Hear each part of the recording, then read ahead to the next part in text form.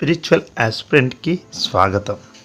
మనం శివతత్వం గురించి తెలుసుకుంటున్నాం. ఇప్పుడు అందులో భాగంగా శివుడు మంచికి మద్దతునిస్తాడు అనే విషయం గురించి తెలుసుకుందాం. శివుడు ఆదివక్త, దైవ పక్షపాతి, ధర్మపక్షపాతి. శివాలయాల్లో నటరాజు స్వామి పాదం కింద నలిగిపోతూ ఓ వామనాకృతి మనకు కనిపిస్తుంది. ఆ అసురుడి పేరు అపస్మారుడు. కొందరైతే అధికార మదంతో అహంకరిస్తారు, నడమంత్రపు సిరితో విర్రవీగుతారు, సంబంధం లేని వ్యవహారాల్లో జోక్యం చేసుకుంటారు. అపస్మరుడు అలాంటి వాడే. ఎవరో రెచ్చగొట్టారని శివశక్తిని తెలుసుకోకుండా, తన తాహతేంటన్నది గ్రహించకుండా దేవదేవుడిపై దాడికి తెగపడ్డాడు. ఆ యుద్ధంలో ఓడిపోయి శివుడి పాదాల కింద నగిలిపోయాడు.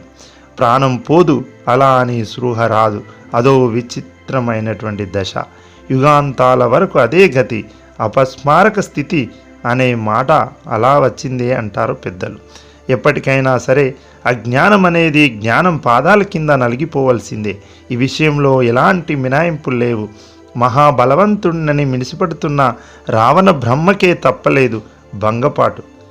దశకంఠుడు తన రాక్షస బలంతో కైలాస పర్వతాన్ని పైకెత్తే ప్రయత్నం చేసినప్పుడు కాలితో సుతారంగా ఒక నొక్కు నొక్కి రావణుడి చేతివేళ్లను పర్వతం కింద నలిపేశాడు శివుడు.